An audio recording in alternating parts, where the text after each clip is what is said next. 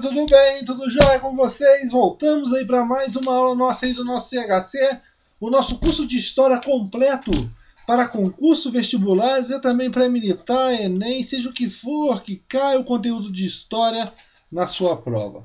O e-mail está aqui, historiacom1@outlook.com, Facebook Isto Sai, o celular para mensagem, o 3291650267. Como você pode olhar aqui do lado, essa aula é sobre uma resolução de uma questão do Enem, beleza, pessoal? Enem de 2000, não. Essa prova, esse exercício aqui, dessa questão, é que me mandaram, pessoal, só que não me falaram qual é o ano, beleza? Só me mandaram essa questão para eu gravar essa aula. É sobre a Era Vargas, mais especificamente o período chamado de Estado Novo. Beleza, pessoal? Só quero aqui frisar para vocês que vocês estão assistindo essa aula na playlist Dicas e Resoluções de Questões do Enem. Beleza? Aqui para cima tem a aula que eu falo de dicas e mais resolução de exercícios e eu vou postando com o tempo, beleza? Infelizmente é pouco tempo que eu tenho, então eu tenho que fazer esses vídeos quando vai dando, beleza, pessoal? Mas eu não vou deixar vocês na mão não, beleza? Mas vocês do Enem, outra dica, aqui no nosso canal Istisatri você tem 4 playlists que são fundamentais para vocês. Além do resumão Enem, você tem, são 5. Você tem o pulo do gato, que são os principais temas que caem em diversas provas, inclusive do Enem. A playlist de História Geral, de História da América e de História do Brasil. Essas 3, História Geral, História da América e História do Brasil, são super completas mesmo. Beleza, pessoal? Vamos lá, então, para a questão. O autor da Constituição de 1937, Francisco Campos, afirma no seu livro, O Estado Nacional, que o eleitor seria apático.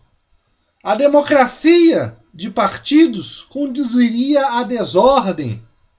A independência do poder judiciário acabaria em injustiça e ineficiência. E que apenas o poder executivo, centralizado em Getúlio Vargas, seria capaz de dar racionalidade imparcial ao Estado, pois Vargas teria providencial instituição do bem e da verdade, além de seu gênero político. Campos, Francisco, O Estado Nacional, Rio de Janeiro, José Olímpio, 1940, adaptado. Pessoal, o que nós temos que entender aqui primeiramente? Ele pergunta, segundo as ideias de Francisco Campos, sobre essas ideias que nós estamos observando aí. Ele falou nesse texto. O que nós temos que entender primeiramente? Está falando de Vargas. 1937, Estado Novo, Constituição, a chamada polaca, a segunda Constituição do Brasil, outorgada, que foi imposta pelo Poder Executivo, diferente da Constituição promulgada, é uma Constituição votada, discutida pelos parlamentares. Essa não, de 37, foi imposta pelo governo, pelo presidente. Professor, essa é a segunda. Qual que foi a primeira? De 1824, a do Império, a primeira Constituição do Brasil, de Dom Pedro I, também foi outorgada, também foi imposta. Beleza? Ok. E o que nós temos que observar? Pessoal, eu pus aqui Era Vargas porque, para chegarmos a esse contexto que Francisco Campos, um dos idealizadores, como Dutra, o próprio Getúlio, Agamenon, que tiveram ali incumbidos ali de fazer a Carta Constitucional de 1937, outorgada, chamada polaca, nós temos que observar quais que foram os passos para se chegar a esse ponto. Lembrando que, a partir de 1930, nós temos uma nova virada na política do Brasil. Por quê? Antes de 1930, nós tínhamos aquela ideia da Primeira República, da República do Café com Leite, a República dos Coronéis. E a partir de 1930, nós temos a chamada Era Vargas, que vai de 1930 a 1945. Então, a Era Vargas vai de 1930 a 1945. Beleza, pessoal? Essa é a chamada Era Vargas. 15 anos que Vargas fica no poder sem sair do poder. E o que nós temos que entender aqui primeiramente é que são 15 anos onde Vargas não é eleito em nenhum momento desses 15 anos de forma direta. Professor, peraí. A Era Vargas é dividida em 3 fases do governo de Vargas. Primeiro, governo provisório. Segundo, governo constitucional. E terceiro, da questão, o Estado Novo. Professor, nessas 3 fases, o Vargas não foi eleito em nenhuma delas de forma direta? Não. Por quê? Em 1930 ele entra através de um golpe, a dita chamada Revolução de 1930. Em 34, em 32, o que acontece? Ao invés tem a Revolução Constitucionalista, né? E a ideia de fazer uma nova Constituição para o Brasil, a Constituição de 34, é feita a Constituição, que foi promulgada, só que Vargas é eleito de forma indireta. Por que indireta, professor? Porque os parlamentares que elegeram Vargas para presidente, não o povo. Beleza? Então, em 34, tivemos uma Constituição antes dessa, sim, promulgada, discutida pelos parlamentares. Só que em 1937, Vargas dá um novo golpe, acaba com a Constituição de 34 e faz uma nova de 37. Ou seja, 3 períodos da Era Vargas e 3 vezes que Vargas continua no poder de forma não direta pelos povos. Né? Beleza. Professor, mas Vargas depois do governo Dutra vai voltar a ser presidente. Sim, é a primeira vez que Vargas é eleito de forma direta, no seu segundo governo. Beleza? Ok. Outra coisa que nós temos que observar. Nessas 3 fases, governo provisório, governo constitucional e Estado Novo, o que nós temos que observar? É que a centralização política nas mãos de Vargas começa lá do governo provisório e tem seu ápice, o seu auge, no Estado Novo. Professor, a ideia de nomear interventores é uma ideia centralizadora? Sim. São pessoas de confiança de Vargas. Professor, no Estado Novo, a ideia de você ter o Departamento de Imprensa e Propaganda, o DIP, é uma forma de centralização do poder? Sim. Por quê? Tudo que for vinculado na imprensa, nos jornais, tudo que for no rádio, será sob controle do Poder Executivo. Sob controle de um departamento que é ligado a Vargas. Então, tudo aquilo que é contrário a Vargas não vai ser posto. Beleza, pessoal? Dá a ideia do que o Brasil, no Estado Novo, estava vivendo um mar de rosas. Só que você tinha problemas. Só que isso não era passado, por causa da censura. Beleza, pessoal? Então, dentro disso, você também tem uma ideia de que enaltecer a imagem de Vargas, o famoso pai dos pobres, uma ideia de um líder, uma ideia de um presidente que seria o salvador da pátria. Por quê?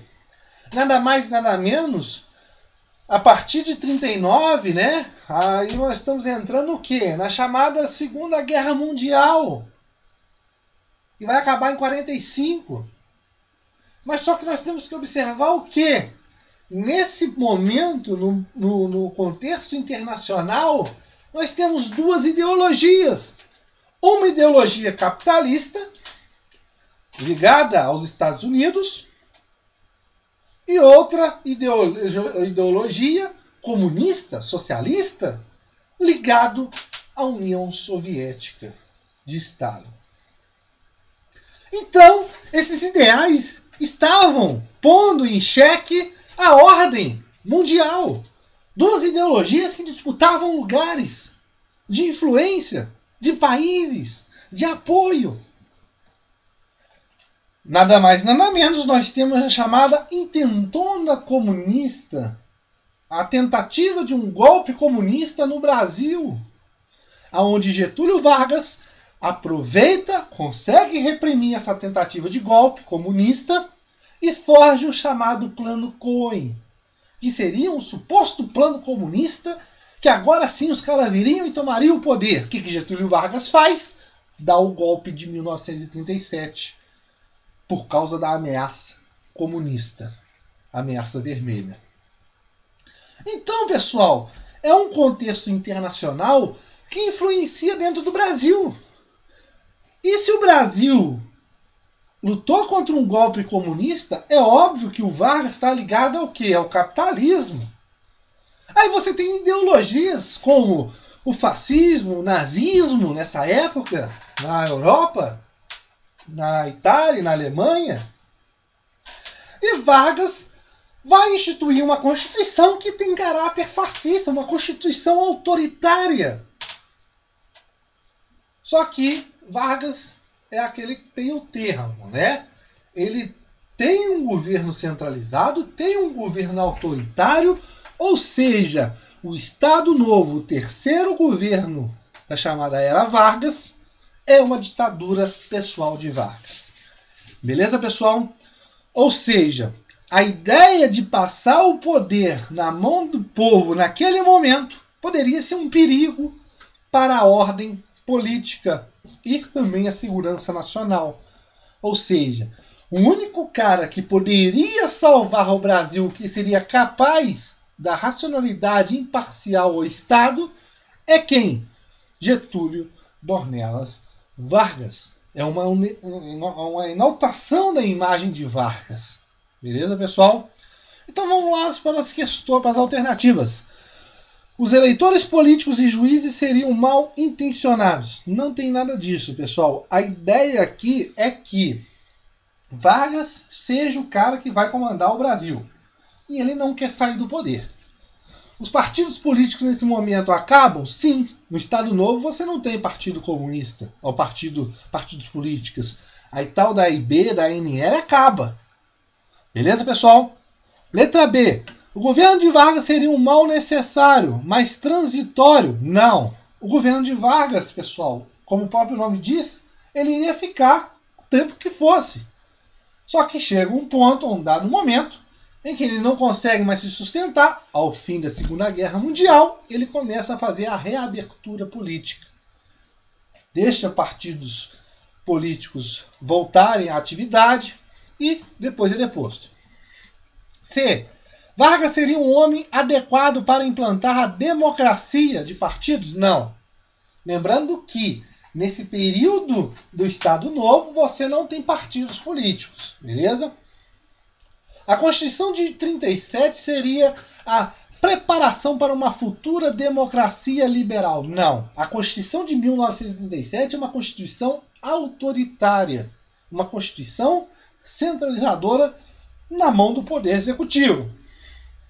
Você tem perseguições, você tem a censura. Então, a ideia da democracia liberal está um pouco aquém. Beleza, pessoal?